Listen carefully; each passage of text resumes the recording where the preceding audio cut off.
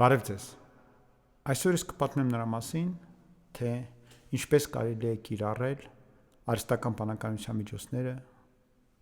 դպրոցում ուսուցչական գործունեության մեջ, բայց նաև նրա մասին, թե ինչպես են աշխատում այդ միջոցները։ Դրանց սկզբունքների իմանալը կարևոր է, որպեսզի մենք ոչ միայն ուղղակի զուտ օգտագործենք հասկանալի պարզ դեպքերում այդ համակարգերը ակնկալելով ինչ-որ միջակ արդյունք, այլ կարողանանք աշխատել դեպի ավելի լավ արդյունք ստանալը, գիտակցելով, թե ինչպես են այդ համակարգերը աշխատում, և ստեղծենք նոր մոտեցումներ, միջոցներ, լինենք ավելի ստեղծագործ այդ համակարգերի օգտագործման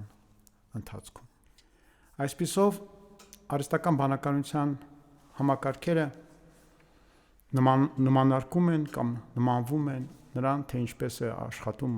մարդու նյարդային համակարգը և ուղեղը։ Այդ նմանությունը պայմանական է։ Իրականում մեր ուղեղը շատ ավելի բարդ է, շատ ավելի տարատեսակ մեխանիզմներ է օգտագործում իր աշխատանքի մեջ, քան դա անում են արհեստական բանականության համակարգերը։ Չնայած դրան, քանի որ այդ համակարգերը ստանում են կամ իրենց սովորեցնելու ընթացքում մարդիկ դրանց մատակարարում են բազմատեսակ և մեծ քանակությամբ տվյալներ, հիմնականում տեքստային, այդ համակարգերը զարմանալիորեն մեզ համար որոշ չափով անակնկալ կերպ կարողացան նմանվել մարդուն իր մտածողության մեջ, առաջնահերթորեն այն պատճառով, որ այդ տեքստերը, որոնք այդ համակարգերը ստացել են և կարողացել են մշակել, գրված են մարդկանց կողմից, հետևաբար այդ համակարգերը նույնպես իրենց աշխատանքի մեջ նմանվում են մարդկանց։ Դրա հետ մեկտեղ պետք է հասկանալ, որ դրանք մարդ չեն, ընդհանրապես կենդանի արարած չեն, դրանք ընդամենը մեքենայի կողմից աշխատող ծրագրեր են, մաթեմատիկական ալգորիթմներ, և պետք չէ վերագրել արհեստական բանականությանը մարդու կամ այլ տեսակի կենդանու բնորոշ հատկանիշներ, նման բան գոյություն չունի։ Օրինակ, ամեն անգամ, երբ որ դուք բացում եք այդ համակարգը և սկսում եք գրել, այն բնավ չգիտի, թե ինքը ինչ է կամ ինչպես ներկայանա։ Իրեն սովորեցրել են, որ պետք է ներկայանա որպես արհեստական բանականության համակարգ, բայց դա նույնն է, ինչպես ձեզ սովորեցնենք, որ դուք պետք է ներկայանաք որպես ուսուցիչ, բայց դրան ետևում արհեստական բանականության համակարգը ոչինչ չունի, իսկ դուք ունեք անձ, անձնավորություն, պատմություն, մանկություն, տարիների փորձ և այլն։ Դրանով մենք շատ տարբերվում ենք։ Մենք ամբողջապես չենք տիրապետում նրան, թե ինչպես են այդ համակարգերը աշխատում։ Ինչու՞, որովհետև իհարկե մարդիկ են դրանց կառուցել և մարդիկ են գրել այն մաթեմատիկական ալգորիթմները, որոնցով դրանք աշխատում են։ Այդ առումով այն սկզբունքները, այն հիմնարար ալգորիթմները, այն տեխնոլոգիական շղթաները, որոնք այդ համակարգերում կան,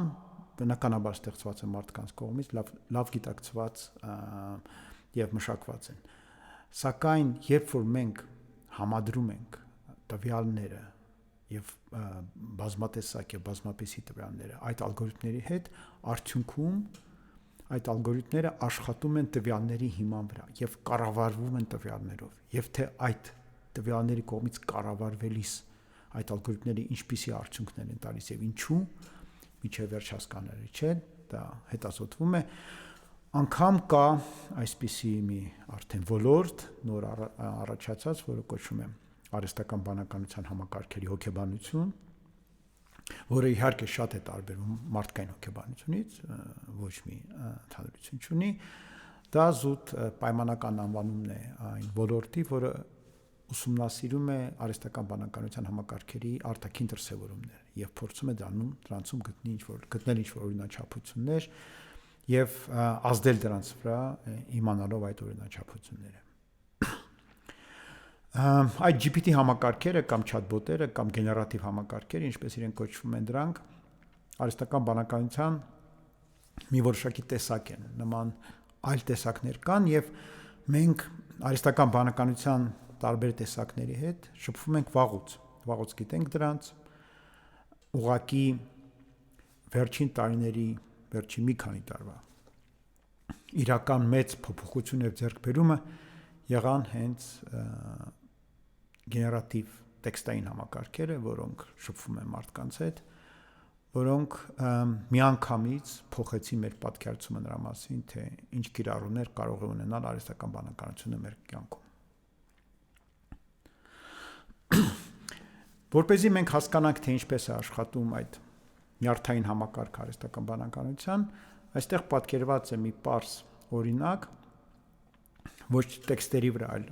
պատկերների վրա, բայց դարձյալ սա զուտ սխեմատիկ է այստեղ, որևէ իրական նմանություն չկա համակարգերի հետ, ասեմ միայն, որ բոլոր այն արհեստական բանականության համակարգերը, որոնք այդ GPT ոլորտում են աշխատում,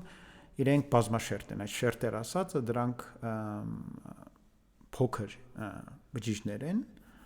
որոնք միացված են իրար, բայց ոչ թե էլեկտրական կապերով, այլ տրամաբանական կապերով, ծրագրերի միջոցով։ Եվ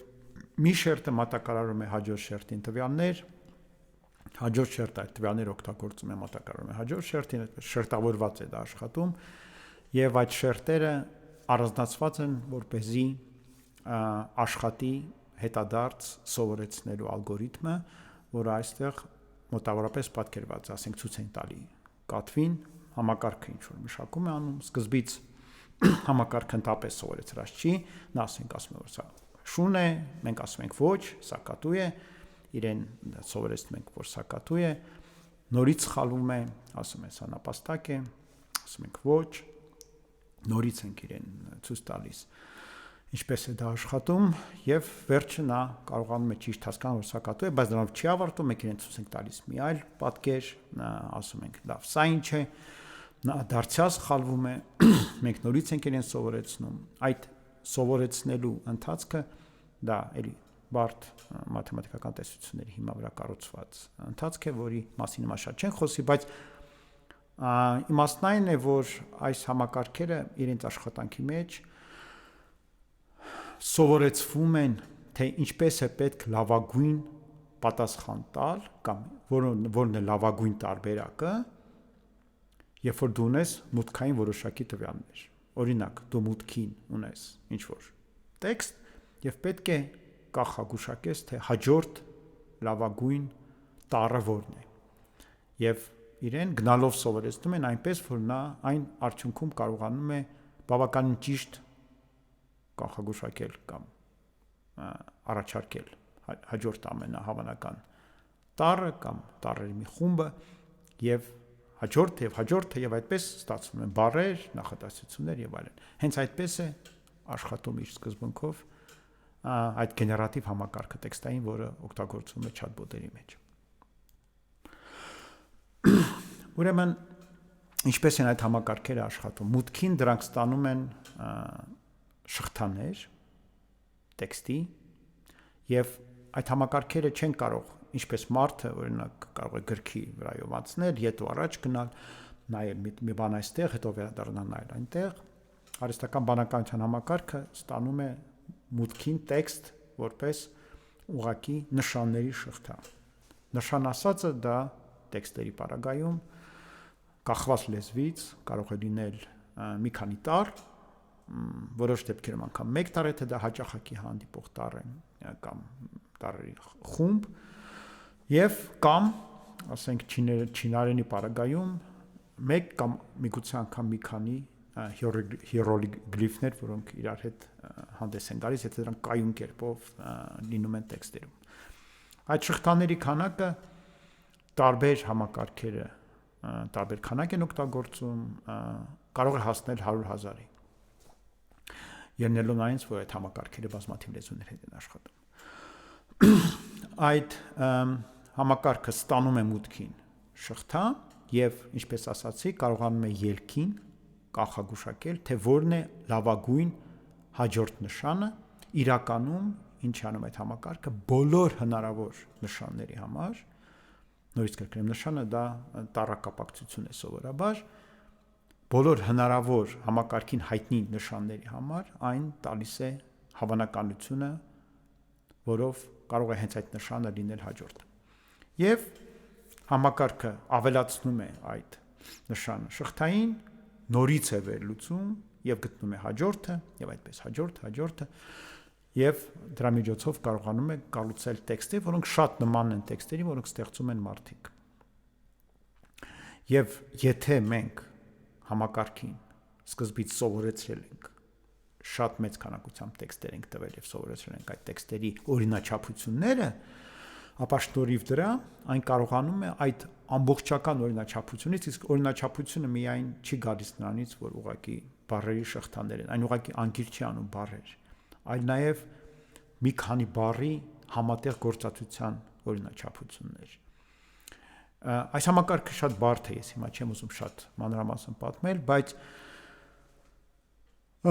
կարևոր է հասկանալ, որ որքան ավելի երկար է շղթան, որ տեսնում է համակարգը մուտքին, այնքան ավելի ճիշտ է այն կարողանում արտաբերել հաջորդ նշանը, այն անգամ ավելի բարձր է հավանականությունը, որ հաջորդ նշանը այն ճիշտ կառաջադրի, եւ դա կարևոր է հիշել։ Բացի այդպես մեծ քանածավալի տեքստերի, տարբեր տեսակի տեքստերի վրա համակարգերը սովորեցրելուց, մշակողները այս համակարգերի նաև վարձել են մասնագետների, ոլորտային մասնագետների, որոնք գրել են, որոնց տվել են հնարավոր ամենահաճախ հանդիպող հարցերը, որոնք կարող են լինել, իսկ այդպիսի հարցեր բնականաբար համացանցում բազմաթիվ են, եւ առաջարկել են իրենց գրել դրանց համար ամենալավ օրինակելի պատասխանները։ Եվ արդեն որպես հաջորդ քայլ, այդ հիմնական մեծ քանակությամբ տեքստերի վրա սովորեցնելուց հետո, որպես հաջորդ քայլ այդ համակարգերին սովորեցրել են ճիշտ պատասխանել հարցերի, ցույց տալով օրինակներ։ Այդ օրինակների վրա համակարգերը դուրս են բերել դարձյալ որոշակի օրինաչափություններ եւ ելնելով այդ օրինաչափություններից պատասխանում են տարատեսակ հարցերի։ Ասեմ, որ ամենահաճախ հանդիպող հարցերին, օրինակ, գրիր ինձ դասապլան։ Համակարգը հավանաբար կարտաբերի իր զգալի մասով այն, ինչ տասնյակ կամ ավելի քան տասնյակ, ոչ ոք չգիտի այդ վերջնական թիվը, որտեղ դա գաղտնիք է պահում շատ հաճախ, մասնագետներ այդ ոլորտի ստեղծել են եւ ներկայացրել են համակարգին, տես այսպես պետք է կազմել դասապլանը, այսպես պետք է պատասխանել այդ հարցին։ Բնականաբար ձեզ համար այն կստեղծի յուրօրինակ յուրահատուկ դասապլան, ելնելով մնացած ձեր բոլոր բառերից, որ դուք գրել եք, բայց այն կհետևի որոշակի օրինաչափությունների եւ սկզբունքների, որ համակարգը սովորել է արդեն պատրաստի օրինակներից, որ ներկայացրել են լավագույն մասնագետները։ Մի խոսքով այն անում է մասնագետների տնազը, անում է մոտավորապես այն, ինչ կաներ իր փոխարեն մարդ մասնագետը։ Եվ սա պետք է գիտակցել, որ պատահական չէ, որ երբ որ մենք տալիս ենք խելացի հարցեր, համակարգը շատ հաճախ բավականին խելացի է պատասխանում։ Նաև այն անցել է մի հաջորդ փուլ, որ համակարգը այդ մասնագետների նման տեքստեր արտաբերելով բազմաթիվ տարբերակներ է ցույց տալիս եւ դրանցից մի այլ արհեստական բանականության համակարգ ընտրում է լավագույնը, ելնելով նրանից, թե ինչպես մարդիկ դա կընտրեին։ Այդ երկրորդ համակարգին սովորեցրել են, թե որ տարբերակն է ամենաշատը դուր գալի մարդկանց, կամ ինչ օրինաչափություններն են ավելի շատ դուր գալի մարդկանց, եւ դրանք մարդկանց փոխարեն ընտրում են լավագույն տարբերակները։ Բայց ոչ միայն դրանք են ընտրում, երբ որ դուք, ասենք,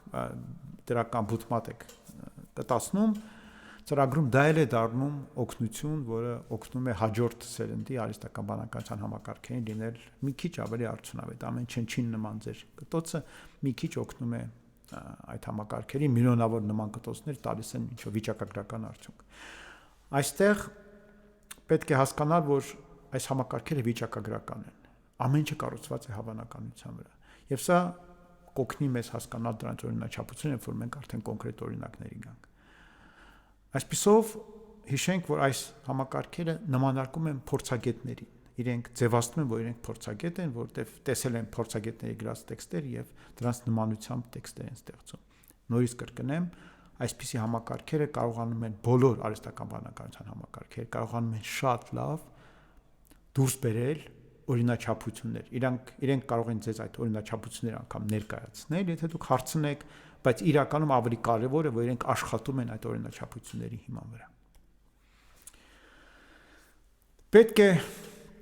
հասկանալ, որ արհեստական բանականությունը ունիվերսալ մտածող չի, այն վիճակի չէ, ամեն հնարավոր հարցին տալ ճիշտ պատասխան։ Ինչպես ասացի, այն ընդօրինակում է մասնագետներին, սակայն այնտեղ, որտեղ մասնագետի փորձառություն չի տրվել իրեն եւ մասնագետները չեն օգնել իրեն, կամ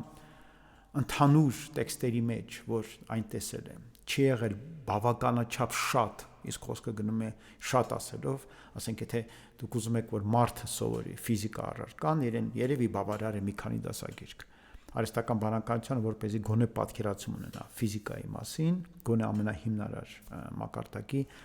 անհրաժեշտ են հազարավոր, տասնյակ հազարավոր գրքեր։ Այն շատ ավելի մեծ քանակի տվյալների կարիք ունի, քան մարդը, որպեսզի կարողանա տիրապետել որոշ չափով որոշակի ոլորտին։ Եվ եթե այդ ոլորտից քիչ տեղեկություն կա, խնդիրն այն է, որ այս համակարգերը չգիտեն, որ իրենք չգիտեն որևէ բան։ Եվ շատ հաճախ սկսում են վստահորեն ստեղծել տեքստեր, որտեղ հերթական ամենահավանական հաջորդ նշանը ուղղակի գեներացնում են վստահորեն եւ այդ տեքստերը շատ հեռու են ճշմարտությունից, այնպես որ պետք է միշտ ստուգել, թե ինչ է ասում արհեստական բանականությունը։ Շատ հաճախ այն ինչ որ այն տալիս է, կարող է չհամապատասխանել իրականությանը, պետք է զգուշ լինել։ Անկամ ամենալավ համակարգերը այդ խնդիր ունեն։ Դրա դեմ պայքարում են մասնագետները, փորձում են սովորեցնել այդ համակարգերին, գիտակցել իրենց սահմանները գիտելիքի, բայց դա դեռ այսպես ասեմ, որոշ չափով բարելավել է վիճակը, բայց վերջնական լուծում չէ եւ ոչ ոք չգիտի թե ինչպեսին կարող է լինել այդ վերջնական լուծումը։ Ուրեմն այս համակարգերը ունեն այսպես կոչված աշխատանքային հիշողություն, խոսքը չաթերի մասին է։ Ինչ է դա։ Դա այն տեքստն է, որ արդեն ստեղծվել է մի չաթի մեջ ձեր եւ համակարգի շփման արդյունքում։ Ձեր հարցերին պատասխաններ է գրել, դուք ինչ-որ բան ճշտել եք, այն ստուգել է եւ այլն։ Ամեն հաջորդ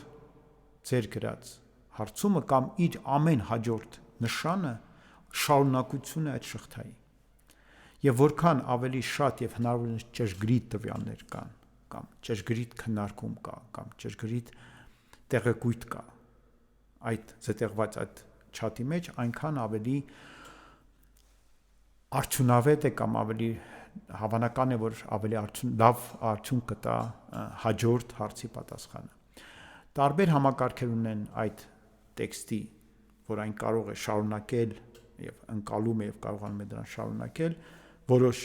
սահմանումներ այդ չափի, բայց այդ սահմանումները ամեն դեպքում մեր գործնական նպատակների համար սովորաբար ավելի քան բավական են։ Շատ յուրահատուկ դեպքերում միայն մենք հասնում ենք այդ սահմաններին, որտեղ դրանք շատ հաճախ գերազանցում են մեգաբայթ տեքստեր, եթե ոչ տասնյակ կամ 100 մեգաբայտանոց տեքստեր, որը ահռելի ծավալ է իրականում, եթե մենք հասկանանք, որ դա նշանակում է միլիոնավոր տառերով արդեն հագեցած տեքստեր։ Այնպես որ եթե մենք ուզում ենք, որ այդպիսի համակարգերը լավ մեզ հետ համագործակցեն, լավ արդյունք տան, առաջինը պետք չէ ակնկալել միանգամից ճիշտ պատասխան։ Առավելևս եթե խոսքը գնում է բարդ կամ որակյալ աշխատանքի մասին։ Տաքացրեք համակարգին, տվեք սկզբից բարձ հարցեր, ներածական հարցեր, խոսեք ինչ-որ բանի մասին, քննարկեք եւ հետո միայն տվեք իրեն հնարավորություն տալ պատասխանը։ Հնարավորություն տվեք մոդելին կառուցել մտքի շղթան։ Այն հաճախ որ ինչ-որ բան ձեզ ասում է հերթով քայլերով, այն ոչ այնքան ձեզ ասում, որքան ինքն իրեն իր համար է ասում, որպեսզի հաջորդ գրածը ավելի ճիշտ լինի, հենվելով նախորդ շղթայի վրա։ Եվ եթե դուք իրեն շտկում եք, ուղղում եք, այն հաշվի առնում ձեր շտկածը եւ նորից է գրում արդեն ավելի լավ որակի արդյունք տալով։ Եթե ինչ-որ բարդ խնդիրներ կան, բաժանեք քայլերի, առաջադրանքները բաժանեք քայլերի, արեք կտոր-կտոր։ Ամեն կտորը անելուց հետո հաջորդ կտորը այն ավելի լավ կանի։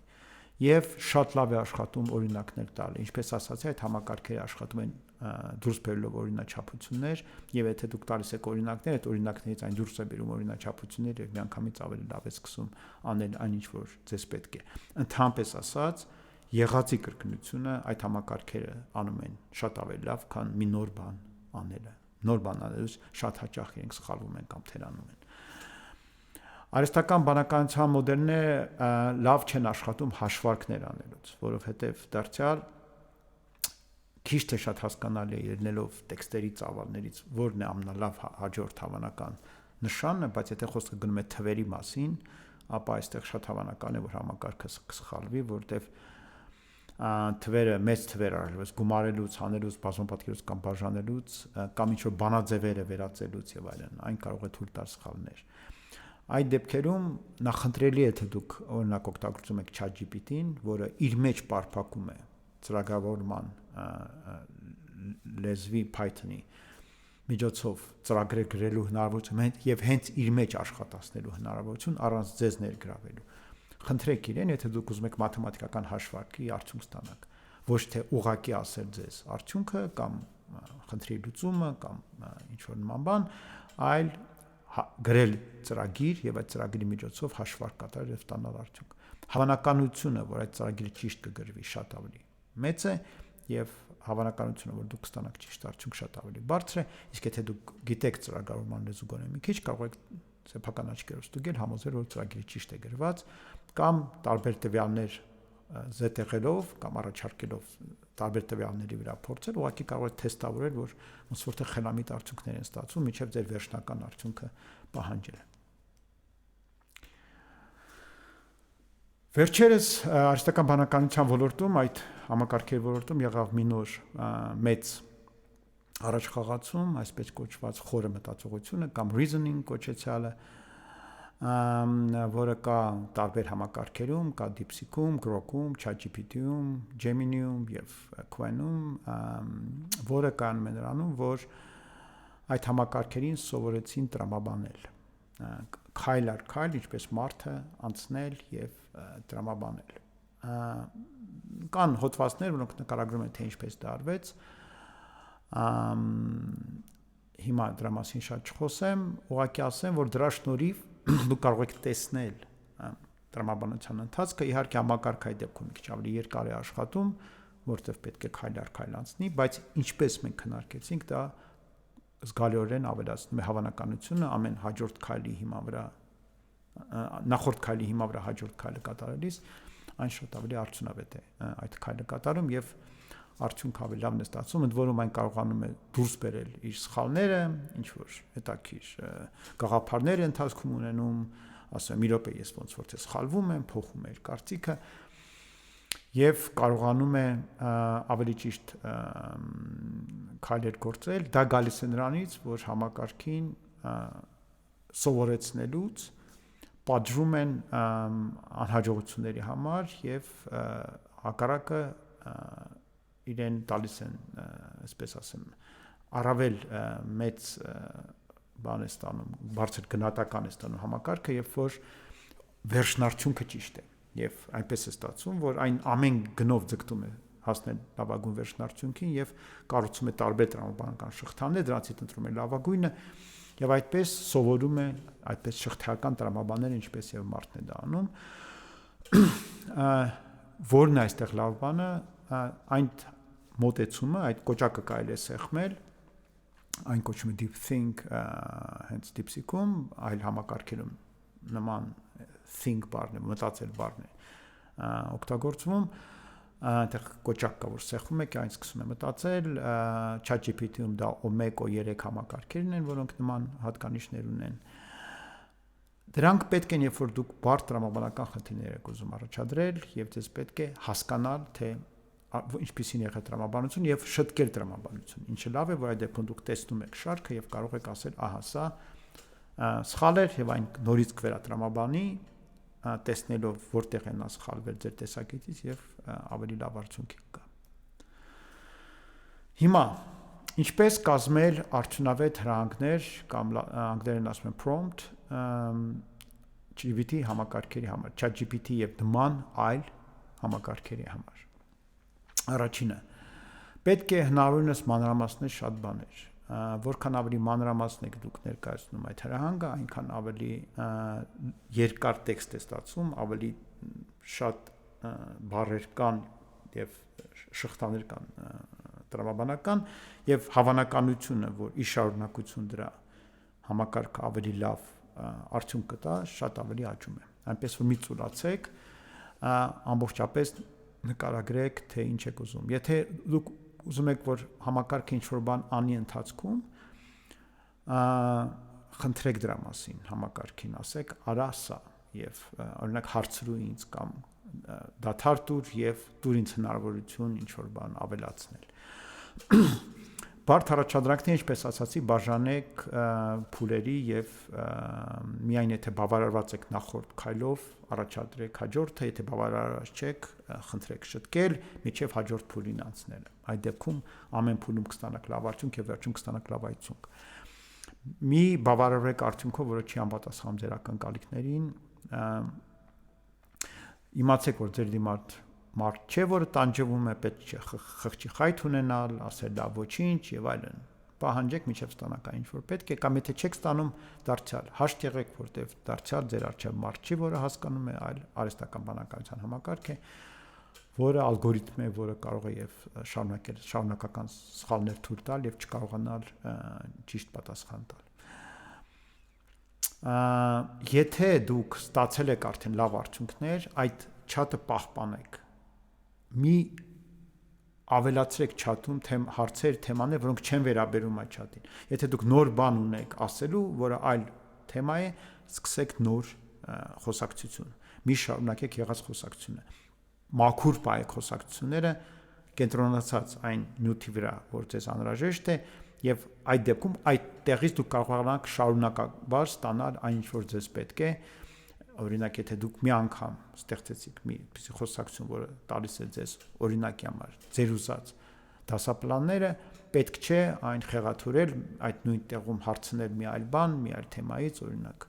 ես իմ օդանավերից, այլ հենց շարունակեք այդ միայն դասապլանների մասին այդտեղ խոսել եւ գնալով դուք պահպանեք կամ բարելավեք որակը։ Այս պահին հիմնականում այդ համակարգերը ամեն դեպքում ավելի լավ են աշխատում անգլերենով։ Եթե դուք տիրապետում եք անգլերենի, ճիշտ է, սկզբից անգլերենից ստանալ իրենից արդյունք, միայն հետո խնդրել թարգմանել հայերեն, բոլոր այդ համակարգերը, լավ համակարգերը, լավ թարգմանում են հայերեն, իրենք ձեզ կտան լավ արդյունք հայերեն, վերջում, եթե չեք տիրապետում անգլերենի, ոչ մի խնդիր չկա, հայերեն էլ իրենք բավականին լավ են աշխատում։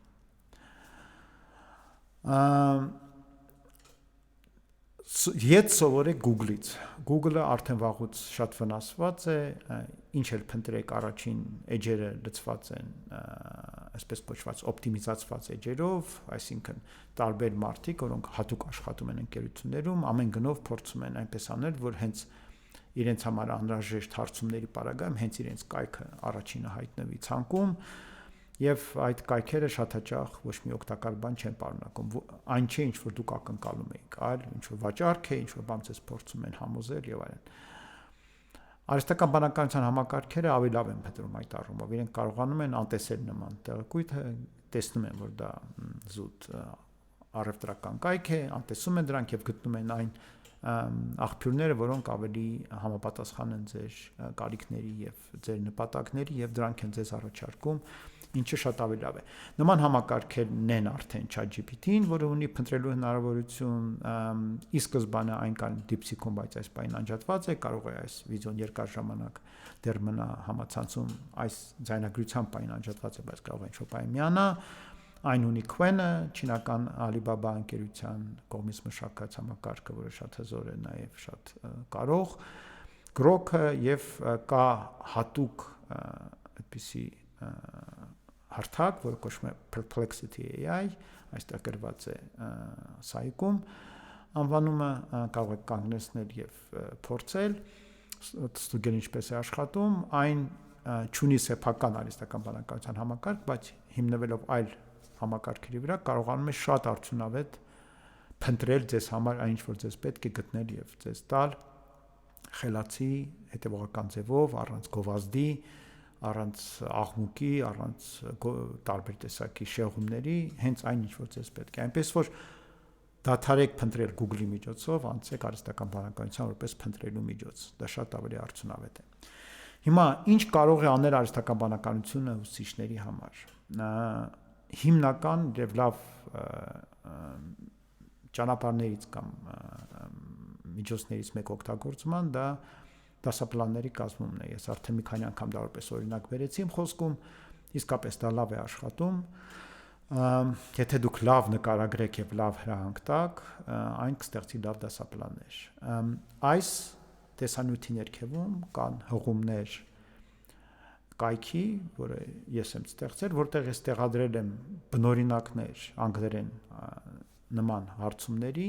հրահանգների, պրոմպտերի, բայց նաև հայերեն թարգմանած տարբերակներ, որոնք հենց հայերեն են լավ աշխատում, նրանք ոչ միայն թարգմանած են, այլ մի քիչ բարելաված են համատած բնօրինակի եւ այլ օրինակներ, որ կարելի է օգտագործել ձեր աշխատանքում, փորձեք, տեսեք ինչպես է դա աշխատում։ Կարող են տարբեր հարցաշարեր, խնդիրներ, շատ լավ են այսօր այդ համակարգերը աշխատում, օրինակ մաթեմատիկայի, ֆիզիկայի, կենսաբանության, քիմիայի տարատեսակ խնդիրներ կազմելու գործընթացում իհարկե իրենց կազմածը պետք է մի քիչ վերահսկել, ստուգել, համոզվել, որ ամեն ինչը լավ է, կարող եք հենց իրեն խնդիրը լուծել եւ տեսնել արդյոք նա ճիշտ է լուծել, դա անգամ հեշտացնում է ստուգելը, բայց այդ ամենը շատ հնարավոր է եւ շատ լավ է աշխատում գիտելիքների ստուգման համար։ Թարգմանությունը ես արդեն նշեցի, շատ արդյունավետ է, այդպիսի համակարգերի մեծամասնությունը կարողանում են անգամ վերծանել ձեռագիրը, հիմնականում իրենք շատ լավ են աշխատում անգլերենի կամ եվրոպական լեզուների համար, հայերենի համար կասկածելի, բայց որոշ դեպքերում, եթե օրինակ խոսքը գնում է երեխայի կողմից ինչ-որ, եթե դուք անգլերենի ուսուցիչ եք կամ ֆրանսերենի ուսուցիչ կամ իսպաներենի, կարող եք օգտագործել, դա շատ կօգնի իրեն շահադրությունները էլեկտրոնային տեքստի բերելու, ինչից հետո դուք կարող եք դրանց հետ աշխատել նույն արհեստական բանականության միջոցով, օրինակ տալ հետադարձ կապ, բնականաբար դուք չեք վերցնի եւ ինչ որ ԱԲ-ն ասել է փոխանցեք երեխային, բայց կարող եք դա օգտագործել որպես հիմք, որոշ շտկումներ անել, դա շատ կարագացնի ձեր աշխատանքը։ Որպեսզի դուք կարողանաք տեսնել օրինակները, այս edge-ը կարող եք հենց հիմա սկանավորել հեռախոսի միջոցով կամ այստեղ հղումը գրած է կարող եք այն տպել, սա իմ կայքն է, որտեղ կան նյութեր, որոնց միջոցով դուք կարող եք փորձել տարբեր հրահանգներ, տարբեր համակարգերում, սրանք կաշխատեն բոլոր համակարգերում, որոնք հասկանում են հայերեն, իմ նշած հիմնական համակարգերը, Grok-ը, Qwen-ը, ChatGPT-ն, Claude-ը, բոլորը հայերենի լավ տիրապետում եւ կարողանում են հայերեն աշխատել։ Ինչպես եք դուք օրինակ մշակում դասապլանը։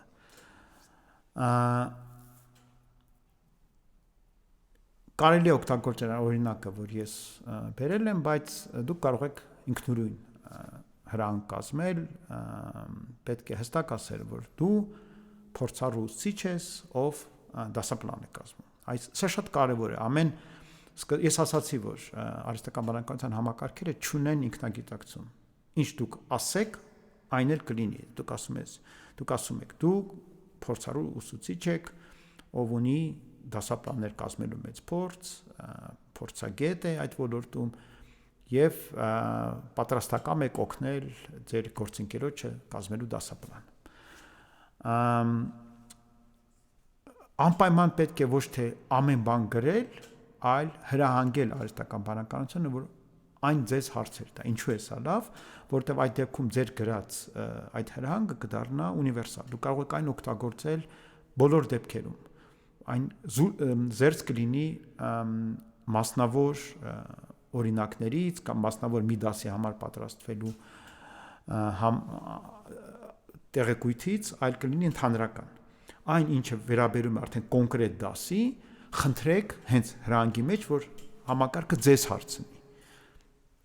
Եվ հետո, երբ որ այն հարցրեց ձեզ, դուք կպատասխանեք կոնկրետ դասի համար եւ այն դա հաշվի կառնի հաջորդ անգամ հաջորդ դասի տվյալները կտակ կամ դասարանի տվյալները եւ այն այլ դասապլան կկազմի։ Նկարագրեք փուլերը։ Ինչ եք դուք ուզում, որ համակարգը անի։ Օրինակ դուք կարող եք խնդրել իրեն սկզբից ընդհանուր գաղափարը կամ մեթոդը առաջադրել, նոր արդեն մանրամասն դասը բաշխել ըստ րոպեների եւ ըստ քայլերի։ Եթե դուք տեսնում եք, որ ձեզ արդյունքը դուր չի գալիս, կարող եք հավելյալ հրանգներ տալ, բայց նաև կարելի է իրեն խնդրել արդյունքը առաջադրելուց հետո հարցնել ձեզ,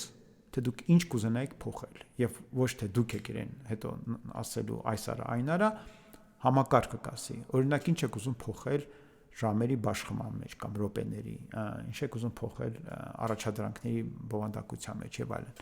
Կարող եք իրեն խնդրել այդ հարցերը տալ, ինչու, որովհետեւ դա հնարավորություն կտա ձեզ այսպես ոնց որ անցնել բոլոր կարևոր կետերի վրայով, համոզվել ամեն ինչ լավ է, չմոռանալ ոչինչ, որտեղ համակարգը ձեզ քիշեսնի այդ բոլոր հարցերը կտա ամեն անգամ, երբ որ դուք վերստին կօգտագործեք հրահանգը։ Այստեղ մի բան ասեմ, պահեստավորեք լավ հրահանգները, միտեղ հիշեք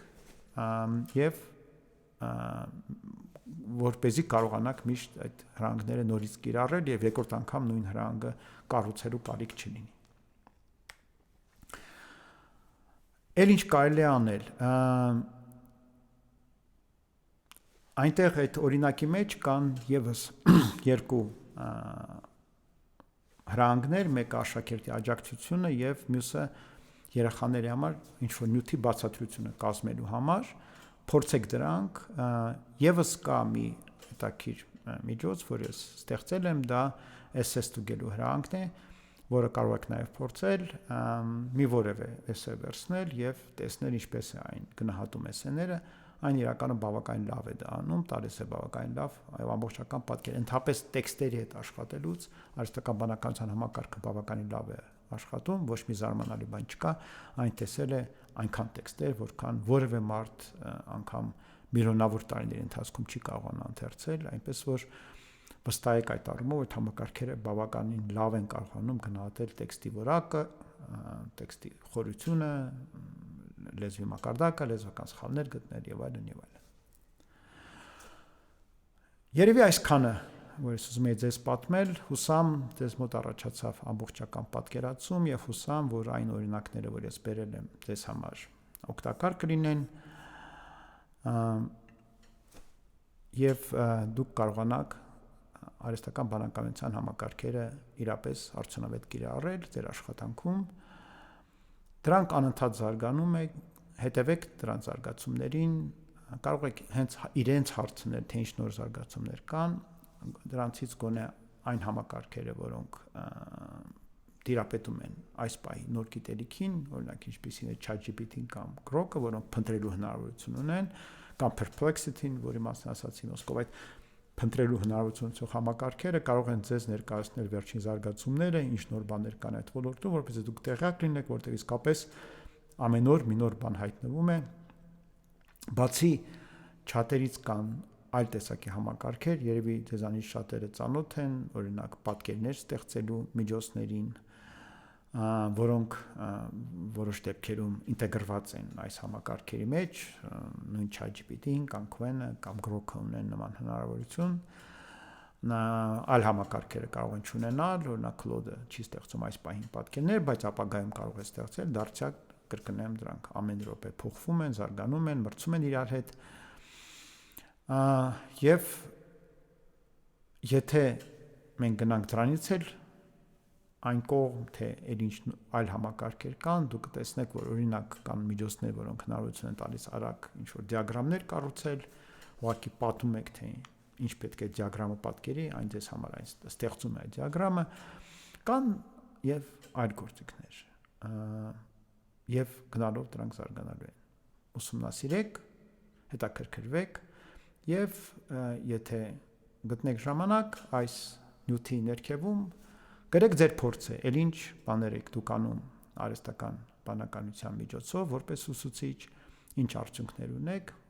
կիսվեք, որպեսզի եւ մնացածները ծանոթանան եւ օգտագործեն։ Ձեզ շնորհակալություն եւ հաջողություն։